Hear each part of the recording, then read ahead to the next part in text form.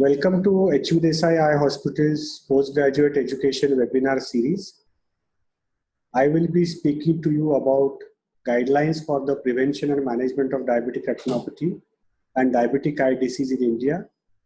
I have no financial disclosure. Dr. Kuldeep Dore serves as a medical director in charge of projects, research and PG activities at HV Desai Eye Hospital, Pune. He also is a consultant ophthalmologist in cataract and medical retina and heads the Department of Community Ophthalmology. His areas of specialization include cataract as well as medical retina, and he has more than 20 years of experience in his field.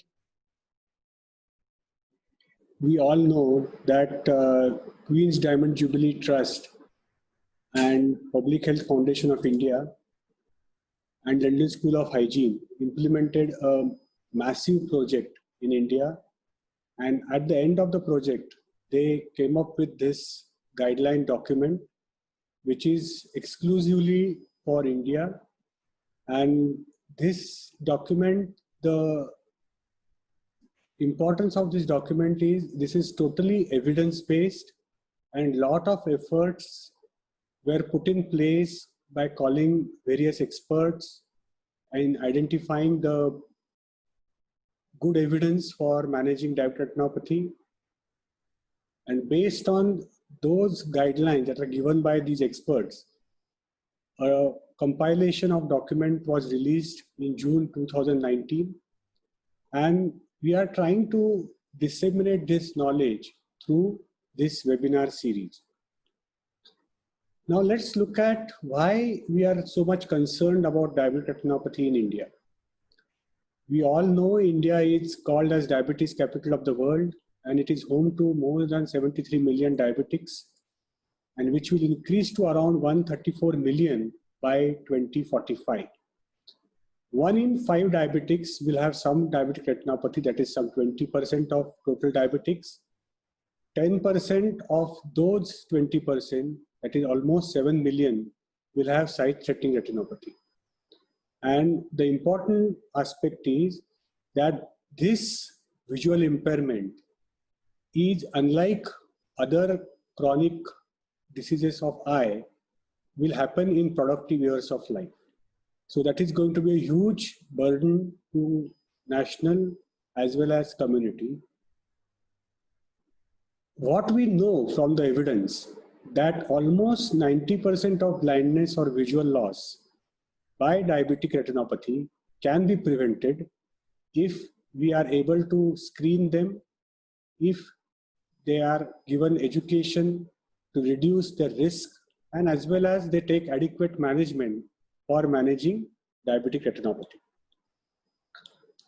What we also know of is that the practice by the primary treating physicians for retinopathy screening is not very healthy, and that's why very few patients, although the load of diabetics is very high in India, very few patients reach ophthalmologists for diabetic retinopathy screening. What we also know from this paper published in Diabetes Medicine in 2014, that from the onset of diabetes, longer the duration of screening, there is an increased chance of person presenting with diabetic retinopathy. In this paper, they have shown that if suppose somebody comes for a first time screening after 3 to 4 years, then that goes up to almost 10 to 20%, which if they come earlier will go down to 2.3 to 3.2%. What is the impact of this scenario?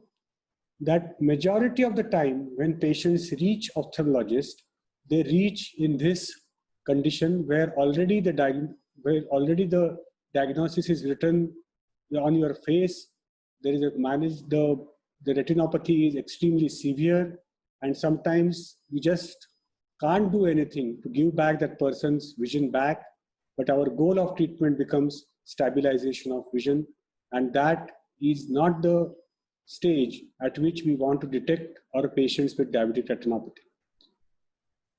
So let's look at the recommendations that are given by this group. first and foremost is we need to classify retinopathy in a uniform manner so that whatever classification we use, whatever data that we generate should be consistent, and then we can, based on that, those clinical guidelines, we can give a proper recommendation for screening as well as management. Now, the group said that the International Clinical Diabetic Retinopathy and Diabetic Macular Edema Disease Severity Scale, which is commonly referred as the International Classification of Diabetic Retinopathy, should be used. This has mainly two components, diabetic retinopathy and diabetic macular edema. In diabetic retinopathy, again, this is classified into mild, moderate, and severe non-proliferative, and then proliferative. Now, based on the presence of various key factors like microaneurysms, hemorrhages, looping, neovascular fronts, the classification is into mild, moderate, and severe. So if we get only microaneurysms and dot blot hemorrhages, then it is mild retinopathy. In addition to this blood hemorrhages and microaneurysms, if we start getting hard exudates and cotton wool spots, then it becomes a moderate retinopathy. And if these changes are present in this 4:2:1 rule, that is microaneurysms and intraretinal hemorrhages in all 4 quadrants, venous bleeding in 2 or more quadrants, and intraretinal microvascular abnormalities in at least 1 quadrant, then it is called as severe retinopathy.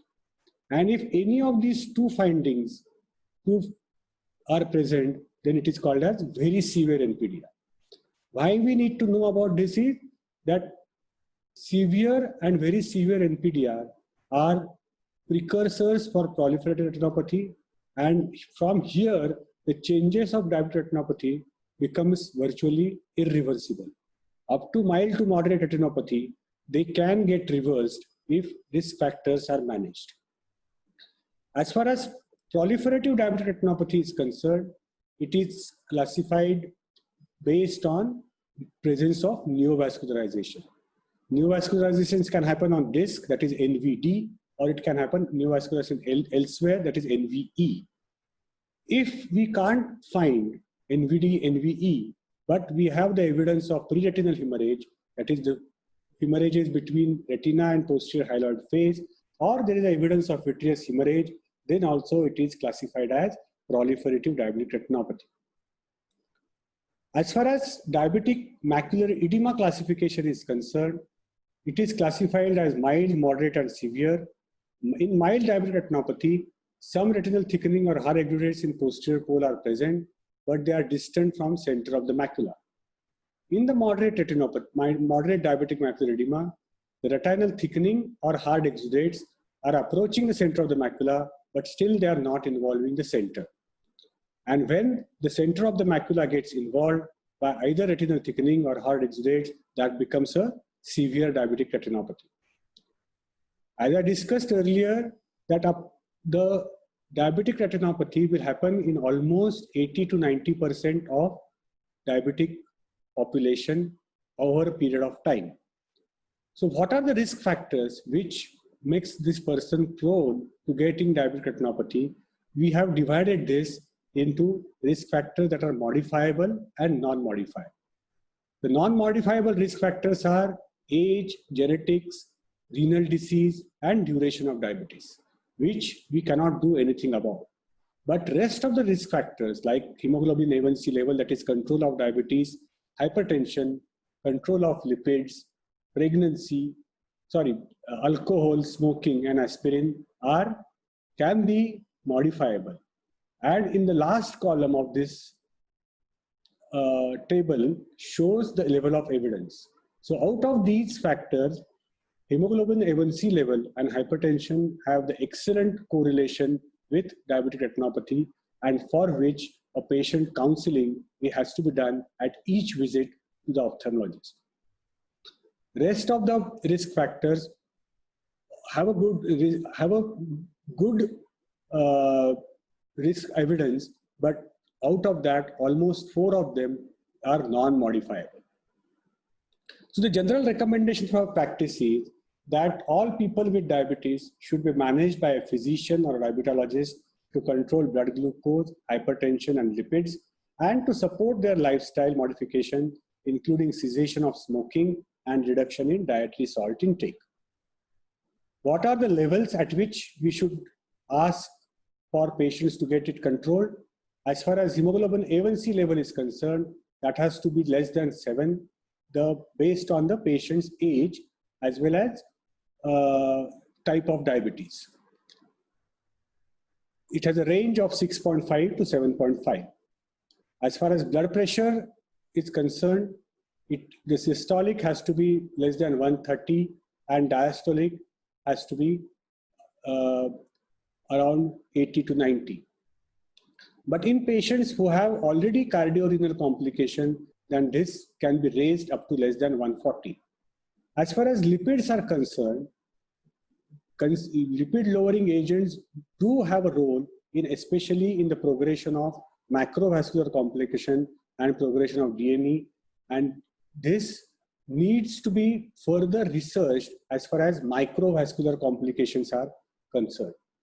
So recommendation of practice is we need to consider replacing the glitazone or in the event of diabetic macular edema, because glitazone tends to cause accumulation of fluids inside the body and can increase macular edema if person is on glitazone. As far as hemoglobin A1C and blood pressure is concerned, it has to remain stable and that has to be recorded over next 3 to 6 months more frequently if the patient's values are unstable.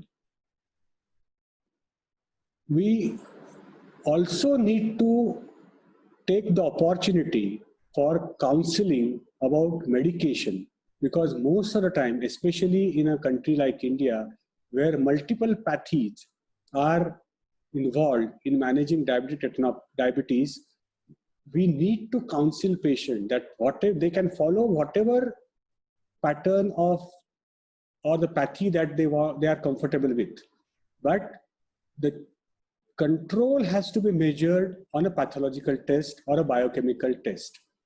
So if that is not showing control, then they need to take advice and change their medication accordingly.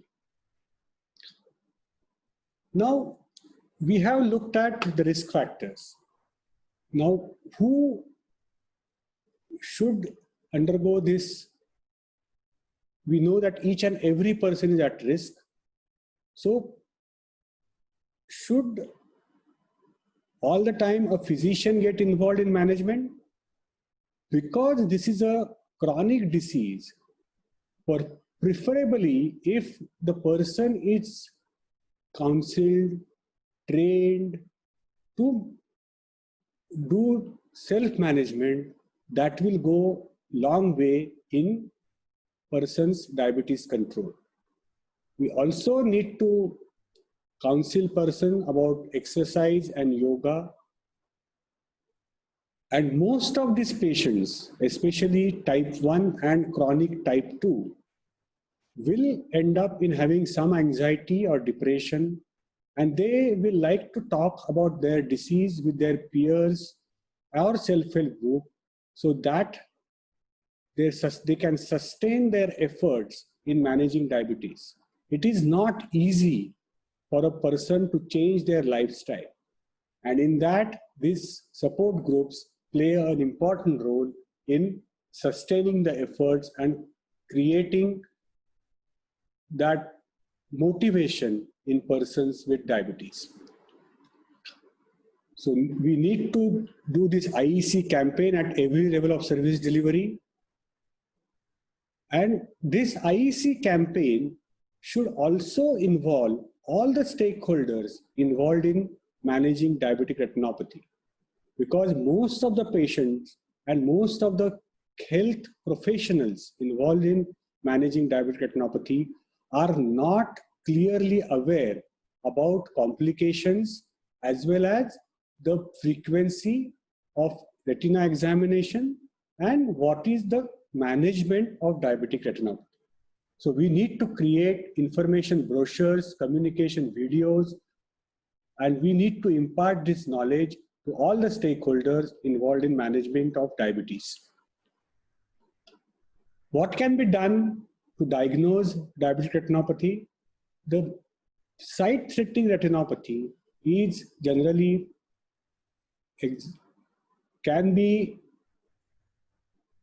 identified by a physician by a simple test of visual acuity measurement. And in an ophthalmologist clinic, a detailed dilated fundus examination, preferably by slit lamp biomicroscopy and or the indirect ophthalmoscopy, can be done. OCT is reserved when diabetic macular edema is diagnosed or suspected clinically, especially to quantify and characterize the macular changes. It is also used when the clinical picture and visual acuity do not correlate. So indications for OCT are to investigate unexplained visual loss, to identify areas of vitreomacular traction, to evaluate patients who are difficult to examine clinically, and to monitor response to treatment. Occasionally, it is used to investigate other possible causes of macular swelling. It is never used to screen patients with no or minimal diabetic retinopathy. Now, as far as fundus fluorescein angiography goes, it is indicated when severe NPDR or PDR is suspected, to identify neovascularization and to assess peripheral and macular vascular competency. Being invasive, FFA can be used when clinical examination and OCT cannot adequately characterize the status of diabetic retinopathy or diabetic macular edema. What we need to keep in mind that this FFA can produce a severe anaphylactic reaction during the procedure, so resuscitation equipment and consumables with instruction should be made available when the FFA is being planned. So this table gives what are the indications. So mainly it is to investigate unexplained visual loss, to guide laser treatment for DME, especially when the focal laser treatment or a macular laser treatment is attempted, and to identify suspected but clinically obscure neovascularization. Sometimes it can be used to identify areas of vitreomacular traction, to areas of capillary non-perfusion, and to rule out other possible causes of macular swelling, and to evaluate patients who are difficult to examine for DME. Again, it is not to be used for screening purpose. Now let's look at the newer imaging technique like OCT angiography and ultra-wide field imaging techniques. These are not to be used in routine because they are very expensive, but if you have access to this, they will help you in better disease characterization as well as in doing research. As far as ultrasound B-scan is concerned, it is used in a patients with dense mature cataract with diabetes for preoperative tool, as well as in a patients of vitreous hemorrhage to identify the status of retina. After this, we are going to talk about the screening part. When should the screening start? In patients who are type 1, the screening should start when there are two conditions when in type 1. In type 1, if the onset of type 1 diabetes is before puberty, then we need to start their screening at 10 years of age and then annual screening thereafter. Now, in patients where onset of is after puberty, then we need to do a detailed eye examination at diagnosis and then screening after 5 years and then annual screening. In type 2, we need to start diabetic retinopathy screening at diagnosis and then annual screening if there is no or mild NPDR. In case of various stages of retinopathy, as we discussed in the classification, the screening intervals will vary. I will be talking about it in the further slides.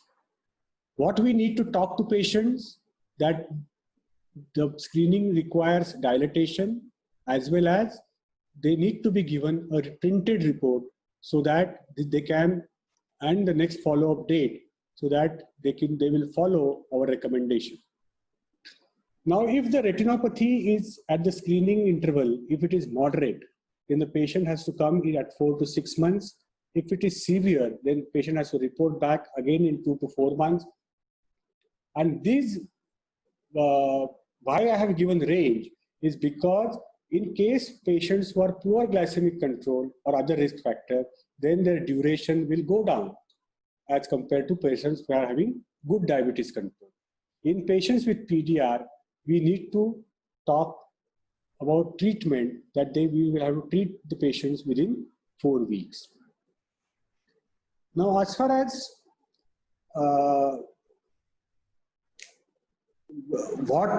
by what method we can screen. Now, in India, we can make use of various approaches, but as far as a national program or a mass screening program goes, then the recommendation is that we need to restrict our screening is for known diabetics. Our program should not involve screening for diabetics, but those who are already diagnosed with diabetes, they should get priority in screening. The second thing is that screening program has to be integrated into the services where diabetes management is also taking place.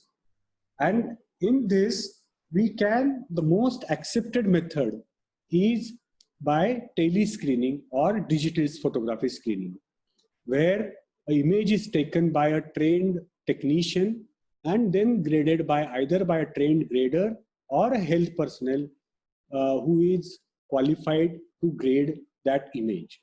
So this is what based on the health system in which we are integrating our screening program, the table looks like. Suppose we are integrating our screening at primary health center, then we need to ensure that non-mydriatic fundus camera is available, because we cannot dilate that person's pupil, and the grading occurs at a remote location. If it is happening at a primary eye care without a medical officer, then again dilatation is not possible. We can train that imager to grade basic, we can give them the basic training about image grading, and we can give them algorithm when to refer. As far as when the medical officer is available, then we can dilate that person's pupil for imaging. In tertiary or secondary level hospitals, where physicians are available, eye care personnel are available, then we can make use of all the imaging techniques with grading happening at the site where the imaging is taking place. Now, how many images we need to take?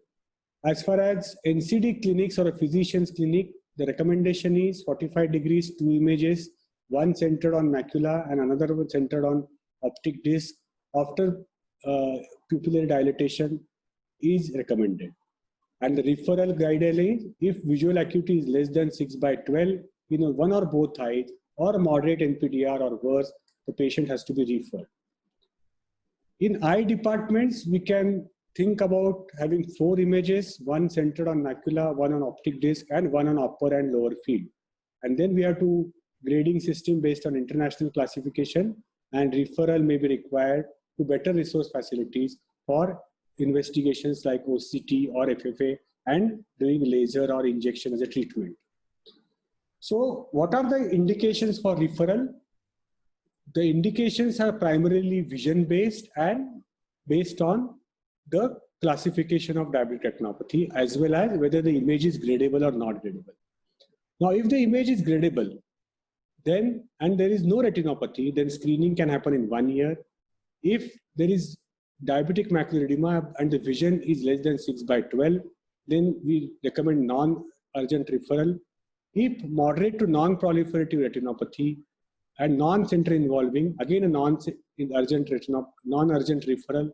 but more severe retinopathy and center involving diabetic macular edema is there, then we need to refer that patient urgently.